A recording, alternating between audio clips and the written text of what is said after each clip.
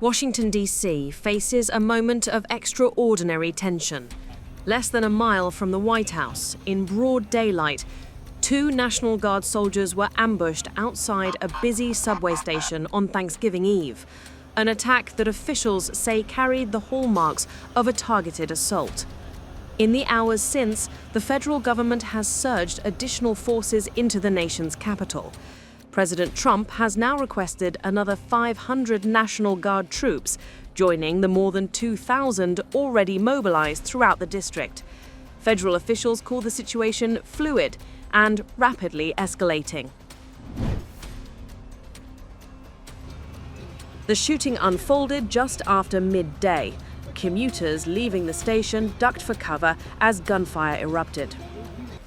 According to Washington Metropolitan Police, the 2 West Virginia National Guard soldiers were assigned to a high-visibility patrol outside the station, part of the broader Trump-ordered deployment to address what the administration called rising crime in the nation's capital.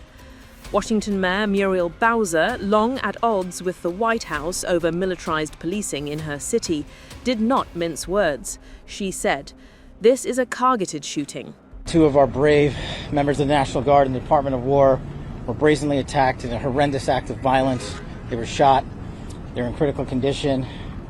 As you can see behind me, we have assembled the full force of both the federal and state and local law enforcement agencies to bring bear all of our resources to make sure we find the perpetrators responsible for this heinous act.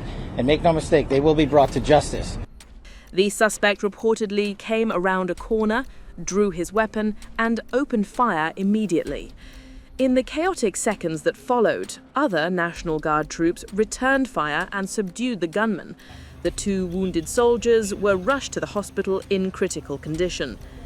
As shots echoed through the commercial district, the Secret Service placed the White House under immediate lockdown, a precaution that underscored the gravity of the attack.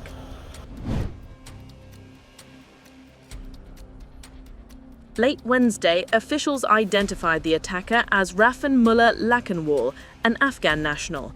The Department of Homeland Security confirmed he entered the United States in 2021 under Operation Allies Welcome, a program launched during the Biden administration to resettle Afghans who assisted U.S. forces during the war.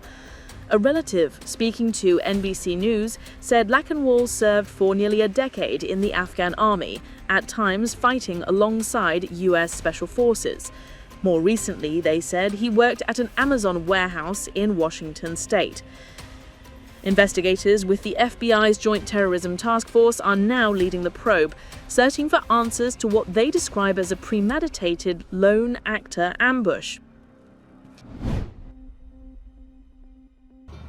Within hours, the shooting had already become a flashpoint in the national debate over immigration, federal power, and public safety. Vice President J.D. Vance, traveling in Kentucky, posted on X that the attack validated the administration's stance on immigration enforcement, writing, "We must redouble our efforts to deport people with no right to be in our country." Critics quickly pushed back. Civil rights organizations argue the administration has implemented illegal and excessively harsh tactics, claiming that recent sweeps have detained immigrants indiscriminately, including some here legally and others with no criminal record. President Trump himself issued a video statement late Wednesday, calling the shooting an act of evil, an act of hatred, and an act of terror. In the history of our nation's capital, the D.C. Safe and Beautiful Task Force, which has achieved an unprecedented reduction in violent crime and crimes of all type. This heinous assault was an act of evil, an act of hatred, and an act of terror. It was a crime against our entire nation. It was a crime against humanity. He announced that the administration would re-examine all Afghans who entered the U.S. during Biden's presidency. Hours later, U.S. Citizenship and Immigration Services confirmed it had temporarily halted all immigration processing for Afghan nationals, pending a review of security and vetting protocols. The attack comes at a pivotal moment for the administration's controversial use of the National Guard. Just 5 days ago, a federal judge issued a temporary ruling blocking Guard troops from engaging in law enforcement activities in D.C. without the mayor's approval, but paused enforcement until December to allow the Trump administration to appeal. The president has also deployed Guard forces to other major cities, Los Angeles, Chicago, Portland, and Memphis, moves strongly condemned by local leaders who accuse the administration of staging militarized displays of authority to punish political opponents.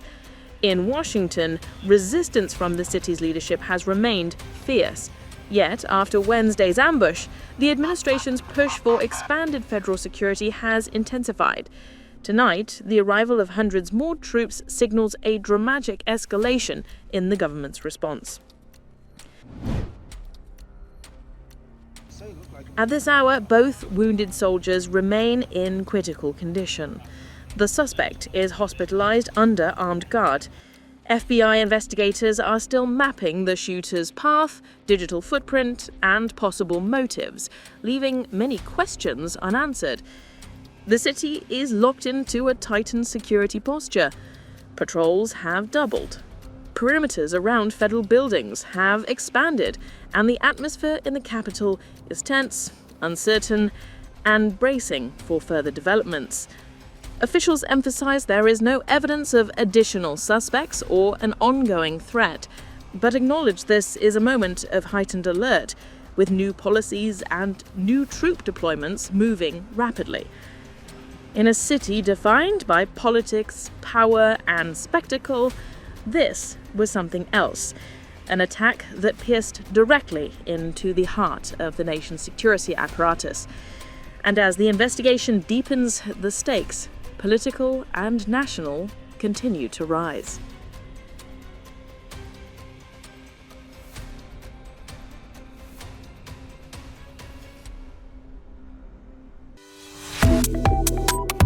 Subscribe to One India and never miss an update. Download the One India app now.